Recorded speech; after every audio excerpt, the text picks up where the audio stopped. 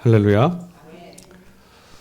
참 좋으신 주님의 은총과 평화가 우리 가운데 함께 하시기를 주의 이름으로 간절히 축원합니다. 대림절 셋째 주일 아침입니다. 복음서를 오늘 말씀에서 이끌어가고 있는 인물은 지난 대림절 2주째 우리가 함께 읽었던, 그리고 마지막 주 대림절 4주 다음 주까지 계속해서 세례 요한입니다. 그가 바로 구약의 선지자들이 예언했던 주 오실 길을 예비했던 바로 그 한 사람이었기 때문에 성서 기자들 또 성경의 본문들 성서 일과는 대림절 이 기간 동안 세례 요한에 대해서 주목합니다. 요한은 입으로만 말하는 외식한 신앙인들을 아주 엄히 꾸짖었던 사람입니다.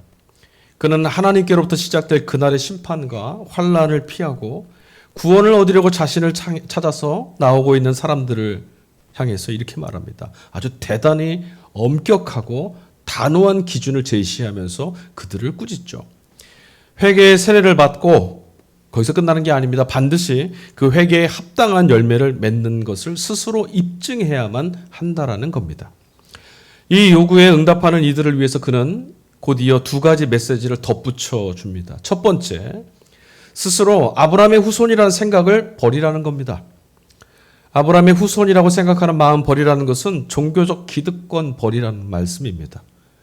기득권으로 구원받는 것 아니기 때문에 당연한 말처럼 들릴 수도 있습니다. 그러나 인간은요, 늘상 자기 자신을 절대화하려 든다는 점에서 본다면 요한의 이 요구는 대단히 무겁고 어려운 요구입니다. 하다못해 아는 사람 하나만 있으면 우리 어떻습니까? 그를 통해서 어찌해서든 득을 보려고 합니다. 우리는 기득권을 얻으려 하는 마음 가득합니다. 이것이 인간의 기본적 심리입니다. 그런데도 이걸 포기하라고 하니 이게 쉬울 리가 있겠습니까? 게다가 선택받은 민족이라고 하는 자긍심, 이것은 유대인으로서 살아가는 정체성 자체였습니다. 그런데 이걸 부인하라고 하는 거죠. 그러니까 내가 살 수 있는 것, 이것은 나라고 우리가 의지할 수 있는 것, 이 모든 걸 포기하라는 겁니다. 세례 요한의 요구는 유대인들에게도 아마 대단히 불편했을 겁니다. 두 번째, 요한이 그들에게 말했던 것은 환란의 날이 임박하고 있다라고 하는 경고입니다. 나무 뿌리에 도끼자루가 놓여 있답니다. 요한이 사람들에게 타협하지 않고 대단히 거칠게 들리고 또 단호하게 들리는 말로 사람들을 몰아세우고 회개할 수 있도록 그들을 요청했던 근거가 바로 여기 있습니다. 나무 뿌리 앞에 이미 도끼가 놓여 있다라는 것은 지금 당장이라도 하나님께로부터 종말의 날 심판이 쏟아져도 이상할 게 하나도 없다는 뜻입니다. 하지만 여러분, 인간은 죽는다라고 하는 우리가 알고 있는 이 사실과 하루하루 언제라도 나는 죽을 수 있다는 사실을 인식하면서 살아간다는 것이 전혀 별개의 문제인 것처럼 평상시에 종말이, 하나님의 심판이 언제라도 지금 이 순간에도 임할 수 있다는 이 사실을 우리가 의식하며 살아간다는 것은 좀처럼 쉽지가 않습니다. 아마도 지난 한 주도 국가적으로도 사회적으로도 개인적으로 여러 가지 일이 있었지만 그 가운데 하나님의 날이 바로 발 앞에 와 있다는 걸 인식하면서 사는 일에는 우리가 좀 게을렀습니다. 실감하지 못했죠. 오히려 먹고 사는 일에 내몰린 오늘이 우리에겐 더 급하고 더 중하고 우리에게 필요한 일로 여겨졌을 겁니다. 그러나 요한의 이런 말을 들었을 때 사람들은 실망하고 돌아가거나 아니면 그런가 보다 판에 박힌 소리겠지 하고 흘려들을 수도 있었을 겁니다. 우리도 그렇습니다. 종말에 관해서 우리는 다 알고 있고 주님의 날이 오고 있다는 것을 들었고 그분의 역사가, 그분의 날이 도적같이 지금이라도 올 수 있다는 것을 알고 있으면서도 우리도 흘려듣고 있습니다. 그런데도 요한을 찾아왔던 사람들은 오늘 요한의 이 말에 아주 색다른 반응을 보입니다. 누가복음 3장 10절 후반절입니다. 그러면 우리는 무엇을 해야 합니까? 요한 앞에 찾아왔던 가진 사람들, 세리들, 군인들 모두 다 요한에게 이 질문했습니다. 그러면 우리는 무엇해야 하겠습니까? 사도행전에도요, 이와 유사한 장면이 한 장면 소개되어 있습니다. 사도행전 2장 37절. 그들이 이 말을 듣고 마음에 찔려 베드로와 다른 사도들에게 물어 이르되 형제들아 우리가 어찌할꼬 하거늘. 사도행전에 나오는 이 장면이 어떤 장면이냐면요, 제자들이 성령이 임하셨던 그 오순절 마가의 다락방에 있었던 그때 있었던 사건입니다. 사도 베드로가 나가서 외치기 시작했어요. 설교한 거죠. 베드로 사도의 설교를 듣고 난 이후에 사람들의 반응이었습니다. 이들은 예수 믿는 사람들 아닙니다. 그런데 그들이 질문한 거예요. 형제들아, 우리가 어찌할꼬? 대체 어떤 능력 있는 말을 전하고 어떤 설교를 했던 것일까 싶지만 사실 베드로가 외쳤던 말은 아주 단촐합니다. 오히려 그것은 설교라고 하기보다는 고발이라고 하기에 가깝죠. 베드로가 말했습니다. 너희가 십자가에 못 박은 예수를 하나님이 주와 그리스도가 되게 하셨다. 무슨 말입니까? 너희들은 살인자다. 요즘에 교회는 안팎으로 비난과 조롱에 시달리고 있습니다. 말하는 신앙과 달리 행함도 돌이킴도 보이지 않는 가식적인 모습 때문입니다. 그러나 우리는 오늘 사도 베드로나 세례자 요한의 외침에 응답했던 이 사람들의 반응을 통해서 오늘 우리가 행함이 없고 돌이킴도 없고 실천이 없는 말에 그치는 신앙에 머물러 왔던 까닭과 이유를 발견할 수가 있습니다. 여러분, 우리는 회개라고 하면 쉽게 무언가를 고치거나 무언가를 바꿔내야겠다라고 하는 다짐이나 결단 정도로 만족합니다. 회개라는 것은 그러나 여러분, 오히려 무엇을 내가 어떻게 해야 되는지, 무엇 할 수 있는지, 어찌해야 하는지 전혀 모르겠다라고 하는 낭패감으로부터 시작되는 겁니다. 큰일 났습니다. 그러나 되돌릴 수가 없습니다. 위급하고 위태롭습니다. 그러나 내가 할 수 있는 일이 없습니다. 바로 여기가 성경이 말하는 회개의 출발점입니다. 이럴 때 비로소 사람은요, 하나님 그리고 하나님의 은총에 온 마음을 다해서 기댈 수가 있습니다. 그리고 여기에서 출발할 때만 자기 자신을 절대화하는 우상숭배로 떨어지지 않을 수도 있습니다. 하나님의 은총이라는 것은 철저히 자기 무능을 경험한 이들에게만 드러나는 구원의 빛이기 때문입니다. 그래서 이 두 가지, 자신의 한계와 하나님의 전적인 은혜라는 사건 앞에 서지 않는 한 결국 인간은 또다시 자기 자신을 살려내기 위해서 폭력, 기만, 불법, 불의함, 서슴지 않고 스스로를 높이려 들 것이 뻔합니다. 이건 어떤 사람들의 문제가 아니라 저와 여러분 우리 모두의 문제입니다. 그러니 우리 자신은 어떠한지 돌아볼 수 있으면 좋겠습니다. 여러분, 우리에게 하나님은 유일한 희망이십니까? 아니면 수없이 많은 선택지 중에 하나였습니까? 세례자 요한이 자신의 메시지를 듣고 회개하러 나오는 사람들을 향해서 제시했던 실천 방안이 있습니다. 이들 가진 자들과 세리와 군인들에게 주었던 실천 방안이 세 가지인데, 첫 번째 11절 자신의 소유를 나누어 주어라. 13절 정해진 것보다 더 받으려 하지 말아라. 14절 남의 것을 빼앗지 말아라. 그런데 이 요구사항이 세 가지로 보이지만 사실은 이 요구를 받는 대상이 달라서 그런 거예요. 그러니까 11절 앞서 말씀드렸지만 가진 자들에게, 13절 세리들에게, 14절 군인들에게 세 가지 방안이 아니라 세 부류의 사람들에게 알맞는 맞춤식 방안을 제시한 거죠. 요한의 요구사항을 가만히 들여다보면 당시의 종교인들을 포함한 모든 기득권을 가진 사람들이 얼마나 타인의 가난과 고통과 아픔에 무관심했는지, 세리와 같은 이들이 양심을 속이고 동족을 수탈하는 동족의 고요를 빨아먹던 일들이 얼마나 많았는지, 무슨 벼슬이라도 한 것처럼 권력에 줄을 대고 있다는 이유만으로 군인들이 백성들의 재산을 강탈하는 일은 얼마나 흔했던 일인지를 우리가 넉넉히 엿볼 수가 있습니다. 그러나 여러분, 이런 일이 그 시대만 있었던 일은 아니죠. 오히려 어떤 점에서는 오늘날에는 더 은밀하고 더 공공연하게 이런 일들은 벌어지고 있습니다. 허기사 군인들이 또는 군인들을 통해서 국민의 생명을 강탈하려는 일들이 벌어진 것이 바로 엊그저께 일입니다. 뿐만 아니죠. 여전히 우리는 요한의 메시지를 그저 교훈처럼 듣고 흘릴 뿐 자신의 배를 채우는 일에 기민하고 타인의 고통에는 더디고 인색합니다. 남을 속여서 이윤을 많이 볼수록 성공한 사람으로 인정받습니다. 다른 이들을 짓밟고서 제 몫을 이루는 일에 익숙하도록 사회 시스템이 작동하고 있습니다. 그러니 이런 식의 세례자 요한이 외쳤던 이런 식의 메시지를 듣는 것을 좋아하는 사람은 없습니다. 우리 다 그렇게 살고 있으니까. 그래서인지 이런 말씀은 거의 설교되지 않는 것도 사실이죠. 안타깝게도 세례자 요한의 말대로라면 오늘 우리는 아직 구원을 얻기 위한 회개조차 제대로 해본 적이 없을지 모릅니다. 그렇게 빛을 잃고 맛을 잃어버렸음에도 아무 일 없는 것처럼 우리는 살아왔습니다. 우리 주변 곳곳에서 일어나고 있는 터무니없는 일들, 어느 날 갑자기 생겨난 일이 아니라는 말씀을 드리는 겁니다. 세례자 요한의 메시지가 정말 실감나고 절절하게 우리 가운데 들리려면 어떻게 해야 될까요? 여러분, 우리 이 말씀을 오늘 처음 들은 것 아닙니다. 그러나 우리는 다 그저 그렇게 들어왔습니다.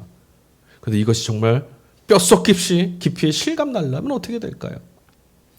지금 붙들고 있는 모든 것들이 이제 곧 무너질 거라고, 도끼 날이 지금 뿌리 가운데 놓여 있다고, 하나님이 그 도끼를 들으실 거라고 했던 그의 메시지의 긴급성, 위급성, 절박성이 우리 가운데 와닿는 경우 외에는 다른 도리가 없습니다. 야, 정말이구나. 큰일 났구나. 가까이 왔구나. 이게 느껴지지 않고 깨달아지고 실감나지 않으면 요한의 메시지는 아무것도 들리지 않습니다. 그리고 이것을 실감하게 된 사람이라면 기꺼이 회개하겠죠. 그렇지 못하다면 여러분, 비록 우리가 흉내는 낼 수 있을지 몰라도 삶 자체는 결코 변화되지 못할 게 뻔합니다. 그러니까 우리 질문할 수 있죠. 왜 우리는 변하지 않았을까요? 왜 우리의 신앙은, 왜 하나님의 자녀라고 하고 빛과 소금이라고 하는 우리들의 삶이 왜 변화되지 않고 있을까? 그러나 요한은 오늘 본문의 마지막을 너희들은 회개하고 돌이켜서 행하며 살아라, 이렇게 마무리 짓지 않았습니다. 자, 오늘 본문 누가복음 3장 16, 17절입니다. 나는 여러분에게 물로 세례를 주지만 나보다 더 능력 있는 분이 오실 터인데 나는 그의 신발끈을 풀어드릴 자격도 없소. 그는 여러분에게 성령과 불로 세례를 주실 것이요 그는 자기의 타작마당을 깨끗이 하려고 손에 키를 들었으니 알곡은 곡간에 모아드리고 쭉정이는 꺼지지 않는 불에 태우실 것이요. 무섭죠? 아멘이 안 나오는 거 보니까 무서운 거예요. 여러분은 지금 순간 나도 모르는 사이에 내가 쭉정이면 어떡하지? 무서우셨던 거예요. 여러분, 요한이 말했던 대로 회개에 합당한 열매를 맺으며 사는 것만으로도요, 우리는 충분히 칭찬받는 신앙생활을 할 수 있을 겁니다. 그렇지 않겠습니까? 요한의 요구대로 이런 사람들을 보면 저 사람 정말 회심한 사람이야, 정말 참 신앙인이야, 그렇게 칭송할 겁니다. 그만큼 지금 우리의 신앙이 요한의 회개의 세례에도 미치지 못하고 있다는 것이 분명한 거겠죠. 하지만 본문은 요한의 뒤에 오실 그리스도, 예수님을 말하는 것으로 결론을 맺고 있다는 사실을 우린 간과하면 안 됩니다. 요한의 세례 또는 그가 제시했던 응답이 기독교 신앙의 본질은 아니라는 말씀입니다. 그것을 극명하게 드러내는 단어가 바로 물세례와 성령과 불세례입니다. 요한이 제시했던 회개의 세례가 바로 물세례입니다. 여러분, 이 물세례를 통해서 회개하고 돌이켜서 거기에 합당한 열매를 맺고 살아간다면 충분하지 않습니까? 여러분 어떻게 생각하십니까?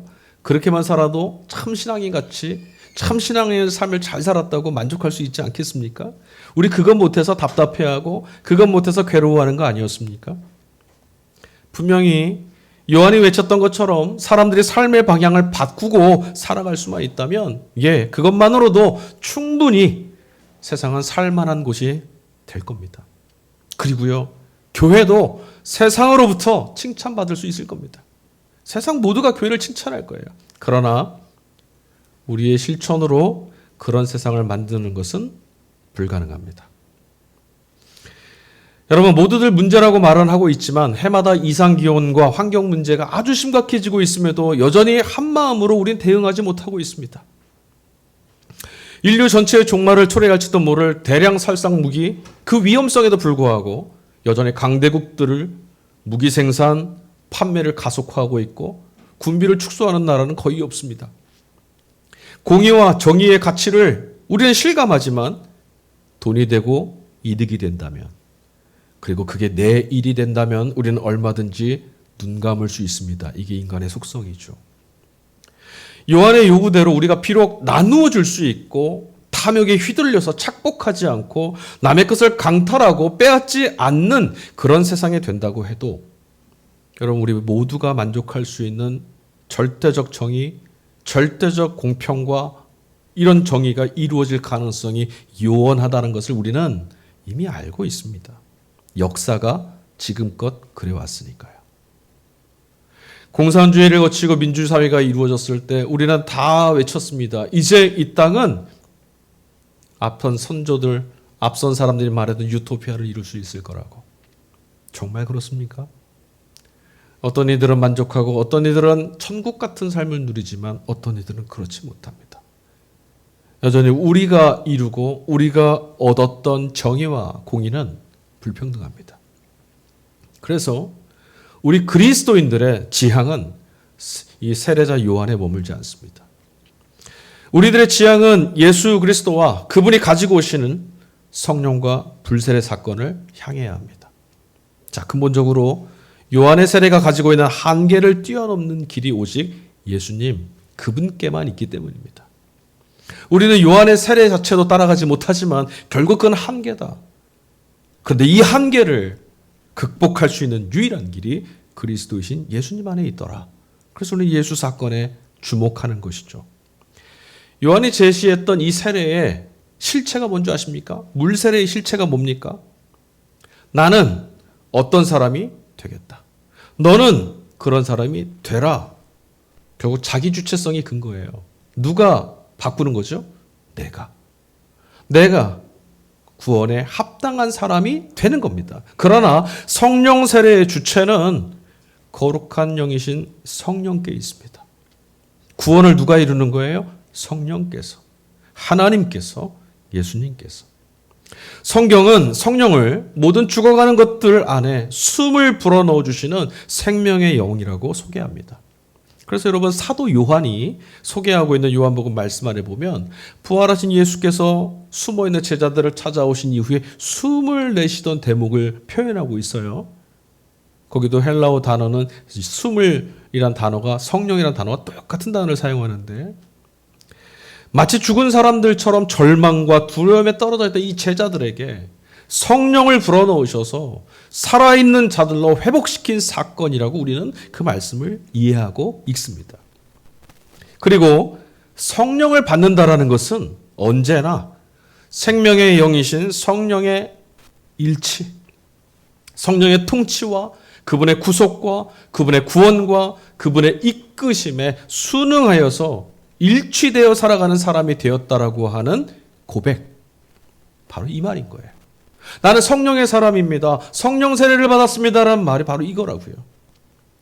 이런 본질적인 변화를 성경은 뭐라 말하냐면 예수 그리스도 안에서 성령을 통해 생명 얻은 것이라고 말합니다. 생명을 얻었으니 그렇게 사는 거죠. 그런데 요한이 말한 예수께서 가지고 오실 세례는 성령 세례만이 아니었죠? 또 하나 뭐가 있었습니까? 내 뒤에 오실 분은 성령과 뭐로 세례를 주실 분이라 그랬어요? 불. 하나가 더 남았네요. 불세례입니다. 자, 그것은 무엇을 말하는 걸까요? 앞서도 우리가 말씀 읽으면서 여러분의 표정이 굳어졌던 건 바로 이것 때문일 텐데. 18절입니다. 그가 자기의 타작마당을 깨끗이 하려고 손에 키를 들었으니 알곡은 곳간에 모아들이고 쭉정이는 꺼지지 않는 불에 태우실 것이요. 여기서 핵심은 뭐죠?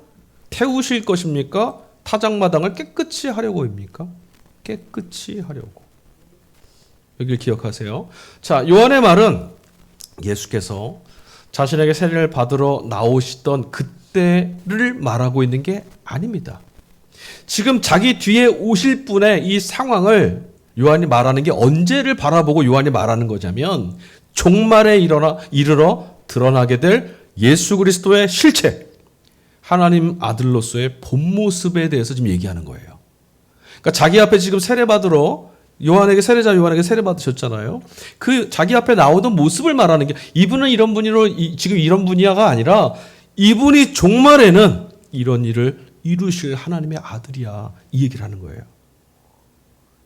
자, 농부가 농사를 짓습니다. 그리고 추수를 하죠. 그러면 쭉정이를 알곡과 함께 받아주나요? 가마에다가 열심히 추수한 알곡 속에다가 쭉정에다 아유 귀찮으니까 다 넣어라 이렇게 넣나요? 안 넣습니다. 절대 그렇지 않죠. 이것처럼 쭉정이는 결코 알곡과 함께 있을 수가 없습니다. 이건 받아주냐 안 받아주냐 차이가 아니에요. 어둠이 빛과 함께 할 수 없고 빛이 있으면 어둠이 없는 것과 똑같은 거예요. 그러나 여러분 여기에서 하나님과 하나님 구원에 대한 우리의 오해를 좀 벗겨내야 합니다. 하나님과 하나님의 구원의 의지, 우리는 이것을 발견해야 됩니다. 우리를 지옥에 보내거나 형벌을 받게 하는다고 해서 하나님께 무슨 도움이 되겠습니까? 하나님이 나는 정의의 사도야, 이거 누구에게 인정받으시려고 그렇게 하시겠습니까? 성경을 통해서 우리가 알게 되는 유일한 한 가지는요, 하나님께서만 우리를 지으신 창조주이시고 또한 영원토록 우리의 구원자 되신다라고 하는 하나의 사실뿐입니다. 여러분 성경 읽으시면서 얻게 되는 마지막 유일한 한 가지 지식, 이거여야 돼요. 하나님은 어떤 분이라고요? 우리를 지으신 창조주, 우리의 생명의 근원이시고 우리의 생명을 지키시고 또 북돋아 주실 영원한 구원자이시다. 안 기뻐요? 별로 마음에 안 드시나 보네.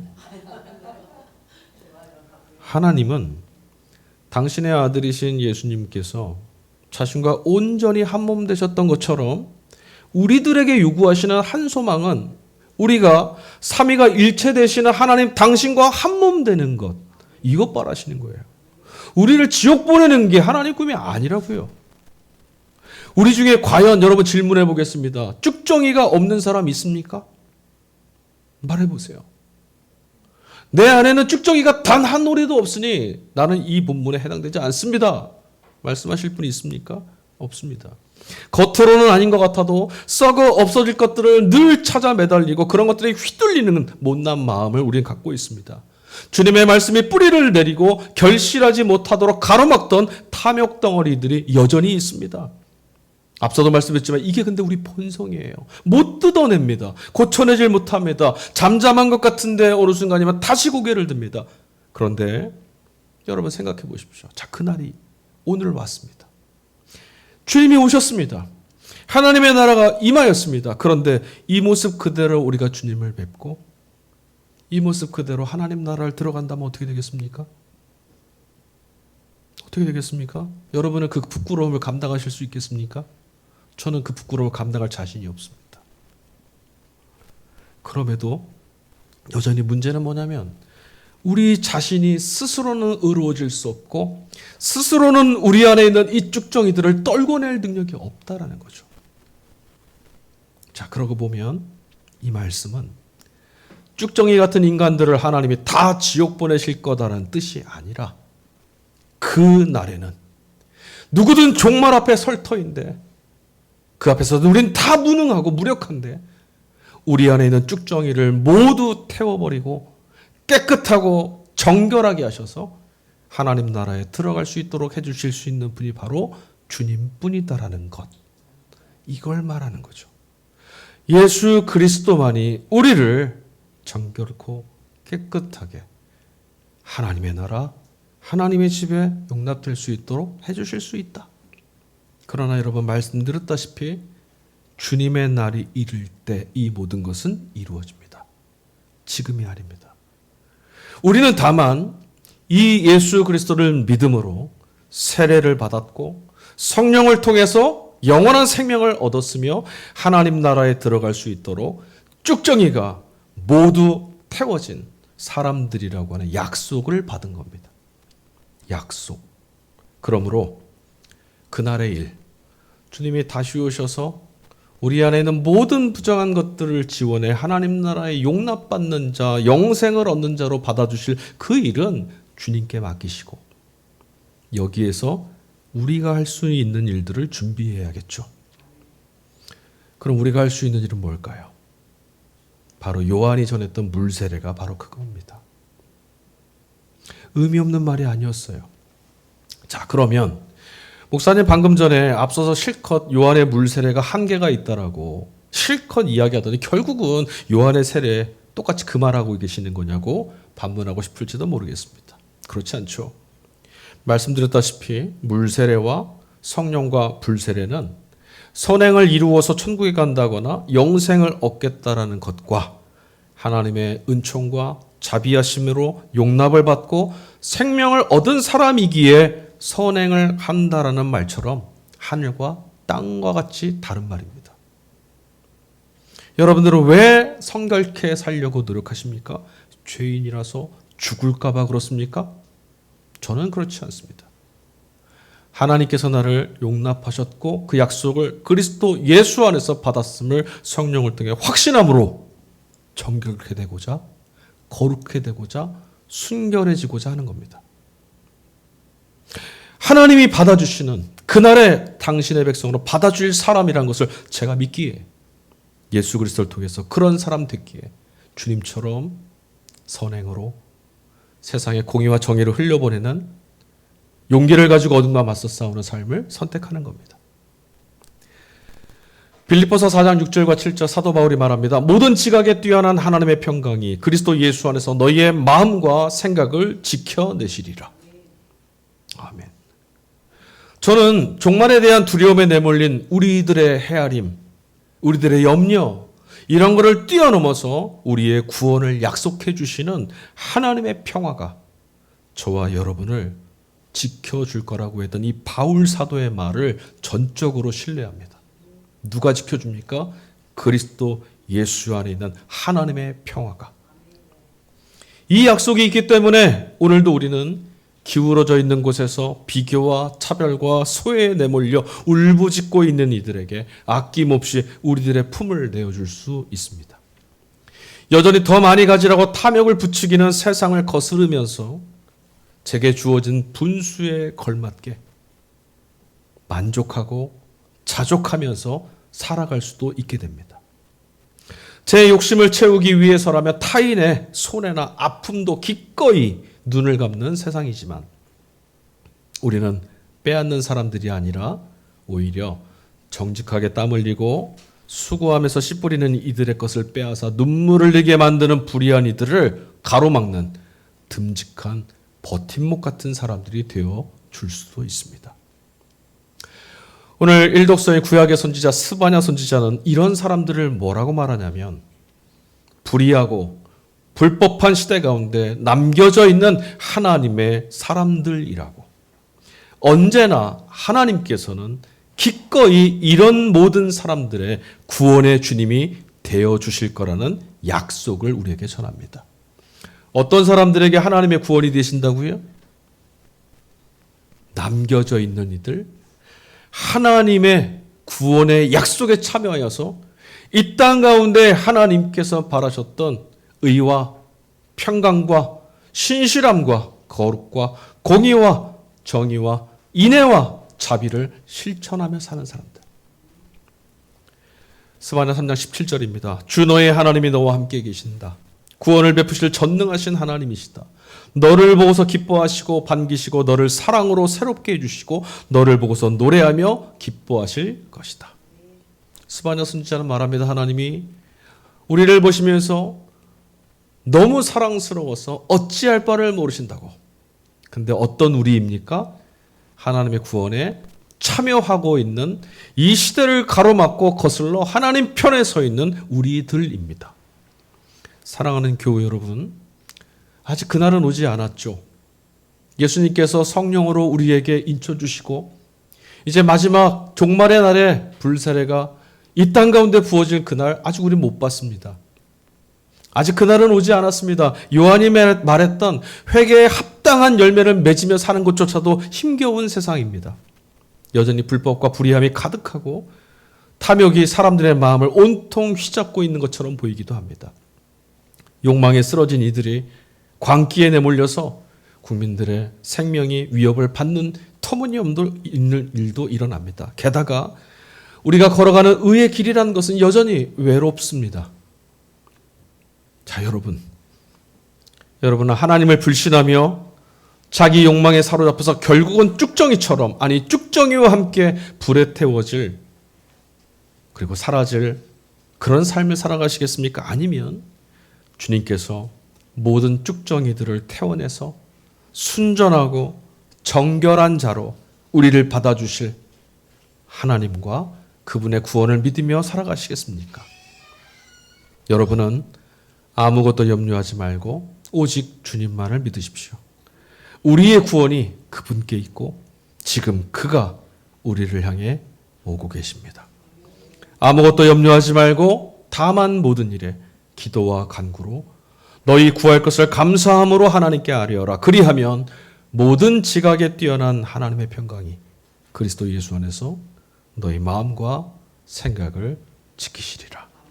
대림절 세 번째 주일입니다. 아멘. 우리 이 시간에 찬양 같이 하도록 하겠습니다.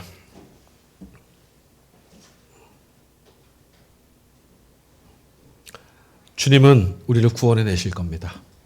주님 우리를 정결케 하실 것이며 하나님 앞에 설 수 없는 우리를 그 나라로 들어갈 수 있도록 우리의 영원한 생명을 허락해 주시기 위해 우리를 깨끗게 해 주실 겁니다. 주님의 은총은 주님께 달려 있고요. 이제 우리는 그 약속을 받은 이처럼 그 순결하고 아름다운 날을 꿈꾸면서 불의와 맞서고 정의롭게 공의로운 하나님의 나라를 꿈꾸는 자들처럼 살고 순결과 거룩함으로 띠를 띠며 살아가야겠습니다. 우리 힘으로는 할 수 없습니다. 성령이 우리 가운데 함께 해주셔야만 할 수 있습니다. 주도권이 구해했다고요? 성령께. 그래서 오늘 다윗이 범죄하였을 때 눈물로 침상을 적시며 구했던 이 기도를 함께 찬양으로 하나님 앞에 올려드리도록 하겠습니다.